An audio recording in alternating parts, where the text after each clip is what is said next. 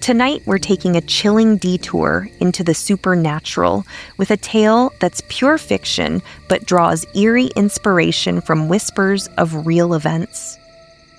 The Mudborn Mimic of Site 7 will send shivers down your spine as you drift off. While our True Crime Sleep Stories episodes normally stick strictly to the facts, we love dipping into creepy, otherworldly tales that blur the line between reality and nightmare. Are you craving more spine-tingling stories like this? Head over to our YouTube channel, Sleepy Time, Creepy Time, linked in the show notes. Now, settle in, dim the lights, and let's dive into the darkness.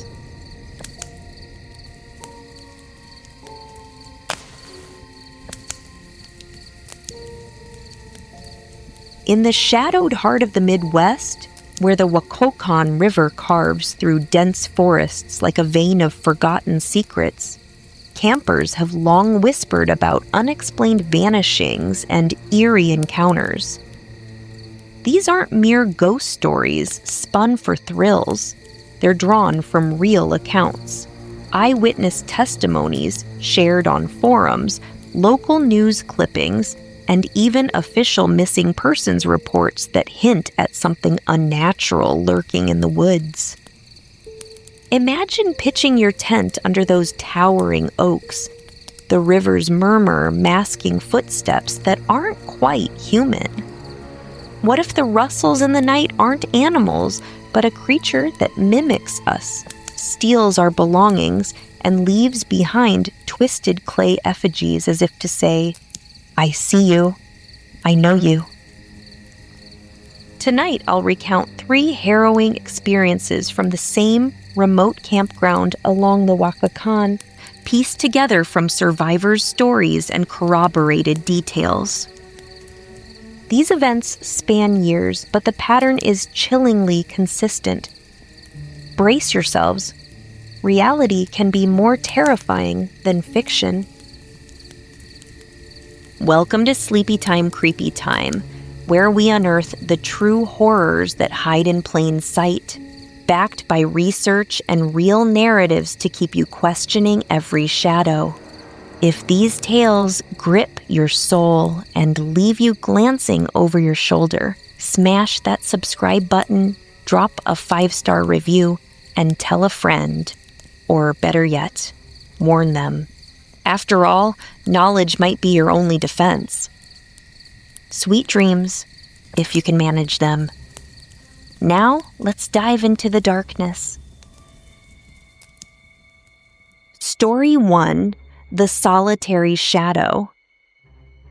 It began in the sweltering summer of 2018 when Sarah Jenkins, a 28-year-old freelance photographer from Chicago, sought refuge from the city's chaos in the untamed wilderness.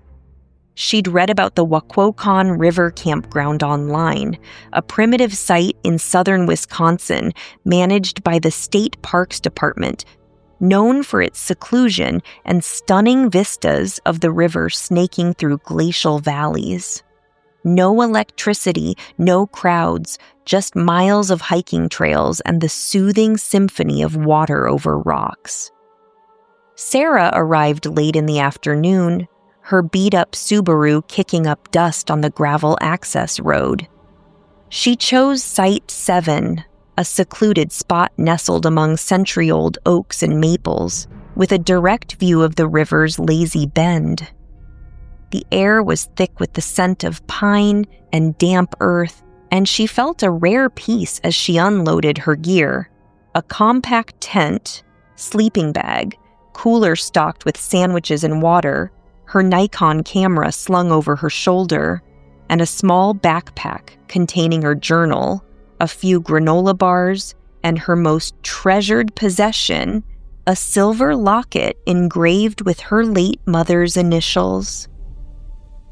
As the sun dipped below the horizon, painting the sky in hues of orange and purple, Sarah set up camp meticulously. She pitched her tent facing the river, hammered stakes into the soft soil, and gathered kindling for a fire. By dusk, flames crackled in the stone-ringed pit, casting flickering light on her surroundings.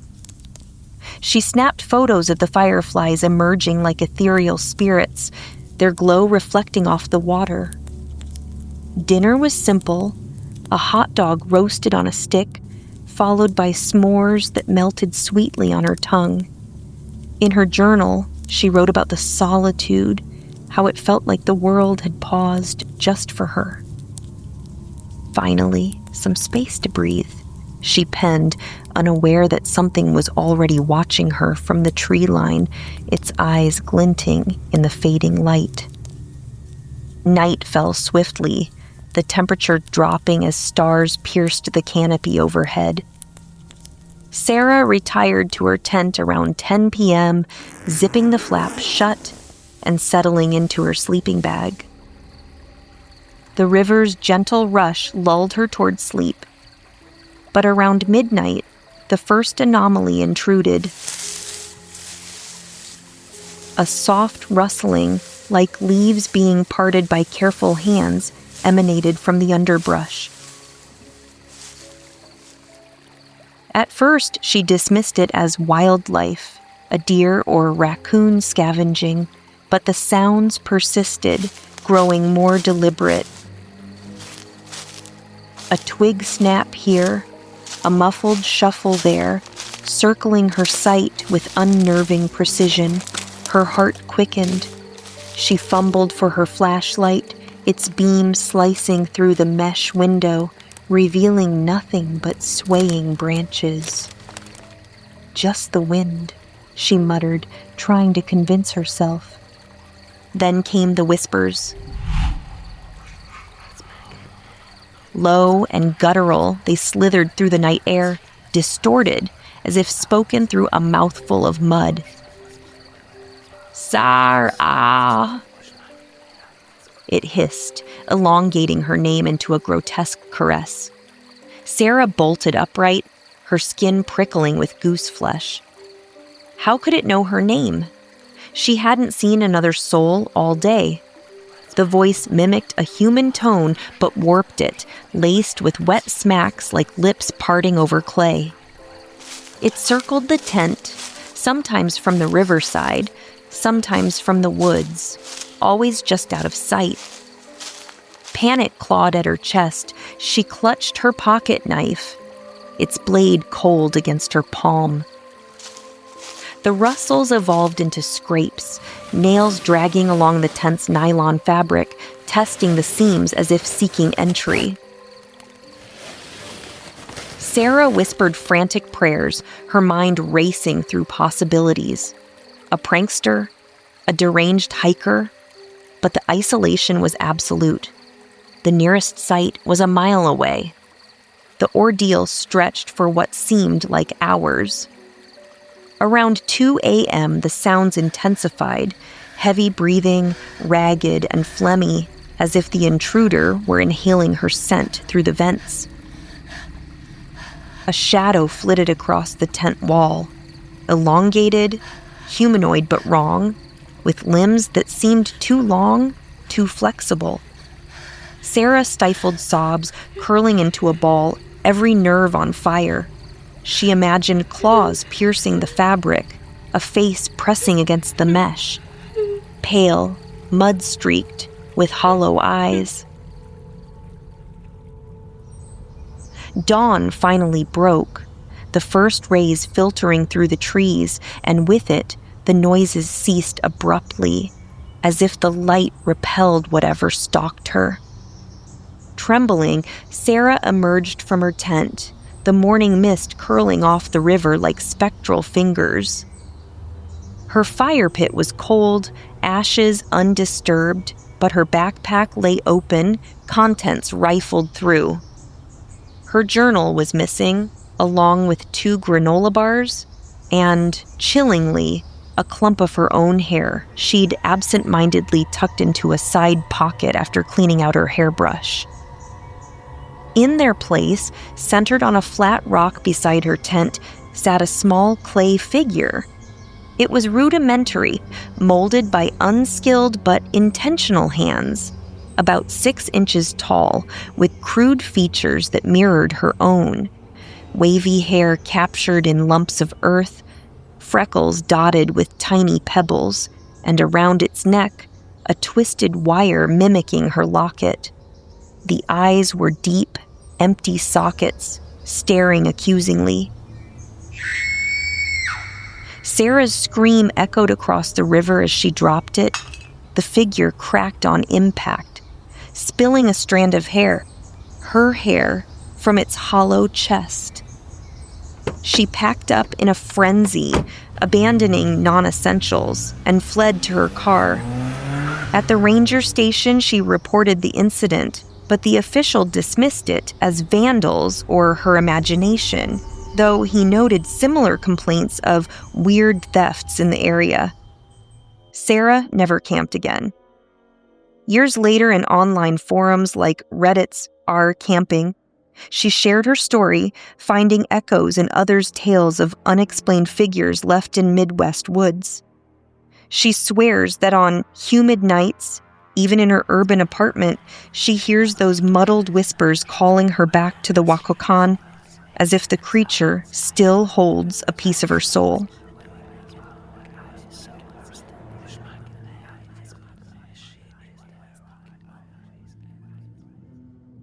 Story 2, The Vanishing Echo. Autumn 2020 brought crisp air and fiery foliage to the Waquokan campground, drawing 2 couples eager for a double-date escape amid the pandemic's isolation. Mark Thompson, 32, a software engineer from Milwaukee, and his wife Lisa, a teacher, joined their friends Tom Riley, 34, a construction worker, and Emily Hayes, 31, a graphic designer.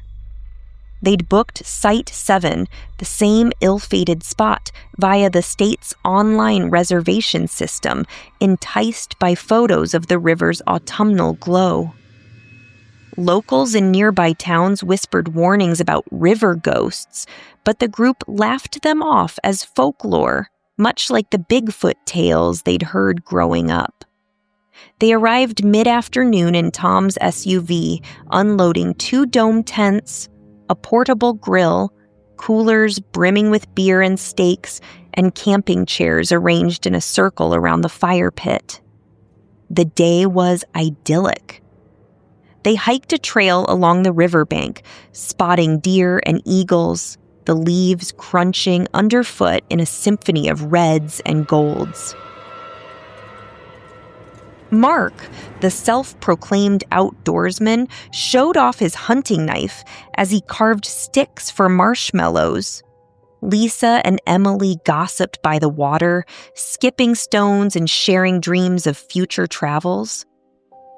Tom, ever the jokester, regaled them with exaggerated stories of his boyhood camping trips.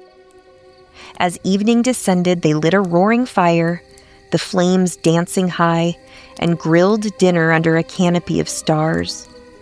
Beers flowed freely, laughter echoing into the night. "This is what life's about," Mark toasted, clinking bottles. They retired around 11 p.m., splitting into tents, Mark and Lisa in one, Tom and Emily in the other. The peace shattered shortly after midnight. It started subtly, twigs snapping in a rhythmic pattern like measured footsteps patrolling the site's edge. The group stirred, exchanging uneasy glances through the tent's shared wall. "It might be a bear," Tom muttered, but the sounds lacked the lumbering quality of wildlife. Then came the bizarre chorus. Clicks and gurgles, reminiscent of bones cracking beneath water, interspersed with eerie imitations of their voices. "Mark, come play," it cooed from the woods, sounding eerily like Lisa, though she lay wide-eyed beside him.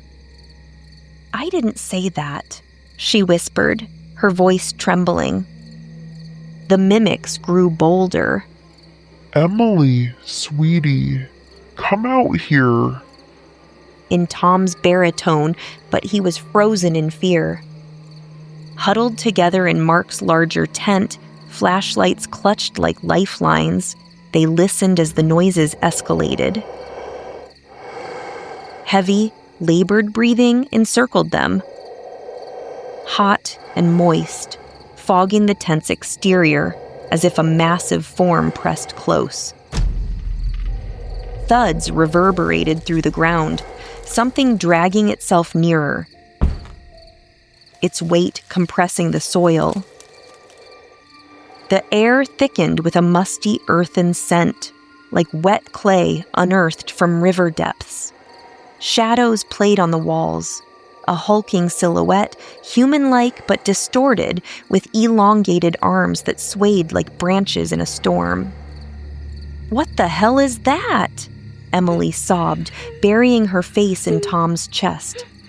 Tom, fueled by bravado and beer, snatched Mark's knife and a flashlight.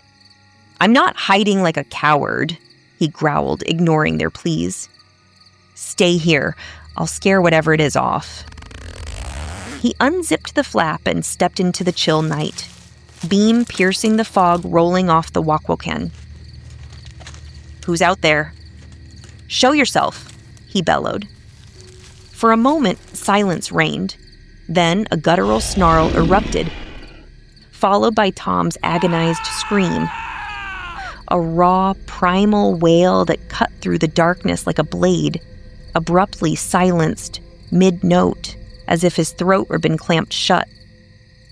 The group froze, hearts hammering, waiting for his return. Minutes stretched into eternity. Only the river's indifferent flow answered their calls.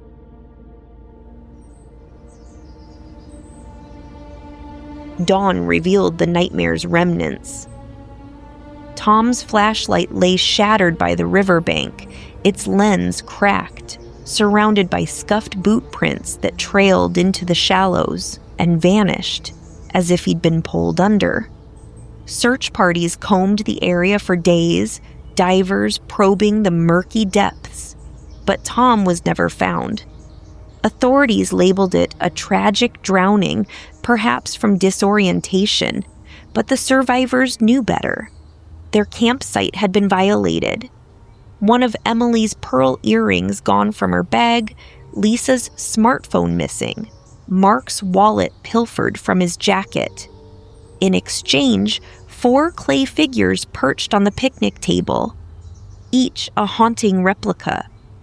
Mark's sported his trimmed beard in fibrous roots. Lisa's had her ponytail fashioned from twisted grass. Emily's featured wire-rimmed glasses from bent twigs. And Tom's, his was contorted in eternal agony, mouth agape, eyes hollow voids filled with river pebbles. The trio fled, haunted by survivor's guilt.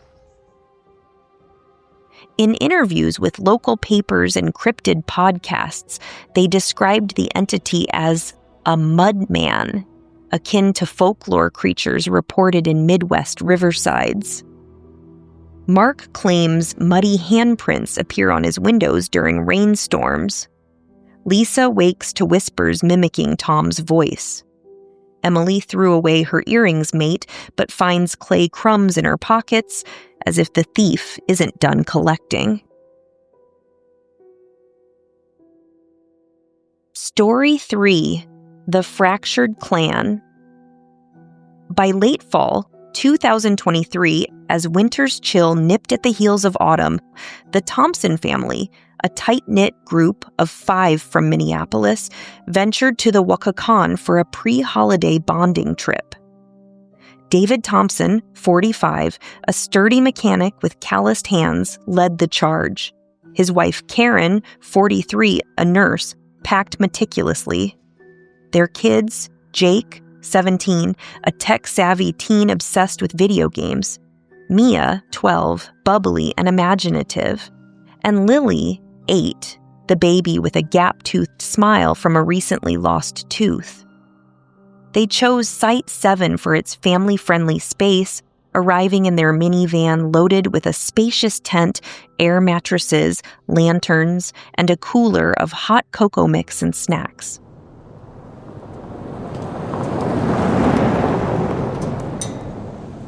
The drive through the woods was scenic, leaves swirling like confetti, but David noted an odd quietude. No birdsong, just the river's persistent hush. Setup was a family affair. David hammered tent stakes while Karen inflated mattresses. Jake fiddled with his portable console. The girls collected colorful leaves for crafts. They explored the riverbank, Mia skipping stones, Lily hunting for fairy rocks. Lunch was sandwiches by the water, followed by a hike where David pointed out animal tracks, deer, fox, but nothing alarming. As dusk fell, they built a fire, roasting hot dogs and sharing stories. Karen read from a book of local legends, chuckling at tales of river dwellers who stole from the unwary. Just myths, David assured, though a chill wind made the flames gutter. Sleep came unevenly, the tent cozy, but the night unnaturally still. Around 2 a.m., the disturbances erupted. A symphony of scrapes and moans, like clay being kneaded by colossal hands, blended with giggles that echoed the girls, but twisted into mockery. The tent vibrated as if shaken by unseen forces. David unzipped the flap a sliver, his flashlight revealing glimpses, a lumbering form in the shadows, humanoid yet malformed, its skin glistening like fresh mud, limbs extending unnaturally as it slunk between trees. "Stay quiet," he hissed, pulling everyone close. Mia and Lily whimpered, clutching stuffed animals. Jake's face paled in the lantern glow. The assault intensified. Bangs on the poles, the fabric bulging inward as probing appendages tested for weakness. A cold, slick hand, reeking of river silt, grazed Karen's ankle through a tear, eliciting her piercing scream. "It's trying to get in," she cried. The creature's breaths were audible now, ragged inhalations that sucked the warmth from the air, fog condensing on the mesh like breath on glass. Squishing sounds accompanied it, the wet mold of earth being shaped, as if it crafted something amid the terror. The family barricaded with bags and coolers, enduring the siege in hushed dread, every creak amplifying their fear. Lily clung to her pillow. Mia buried her face, David gripping a tire iron like a talisman. Sunrise banished the entity, the woods returning to deceptive normalcy. But the campsite bore marks of intrusion. Jake's gaming console vanished from his bag. Mia's beloved teddy bear, gone. David's toolkit, rifled and depleted. On the picnic table, 5 clay figures awaited, uncannily precise. David's mustache was replicated in coarse hairs. Karen's childhood scar etched with a shard. Jake's lanky frame slouched. Mia's braids in woven vines. Lily's held her actual lost tooth embedded in a grinning maw. The family evacuated, reporting to rangers who logged it as animal activity, but online communities linked it to cryptid sightings in the region. Back home, clay dust appears in drawers. On moonlit nights, the river's call haunts their dreams, urging them to return. These Waquokan tales, drawn from survivor accounts and echoed in broader Midwest cryptid lore, paint a portrait of the clay thief, a being perhaps born from polluted waters or ancient curses, stealing essence to mold its mockeries. Missing persons files bulge with similar unsolved cases along rivers like the Waquokan, where items vanish and effigies appear as taunts. If you're drawn to those woods, heed the warnings. Keep your fire burning, your loved ones close, and stay away from campsite number 7. For in the dark, it sculpts your likeness, and perhaps your doom. Sleep well, listeners, or don't. The night listens back. Good night.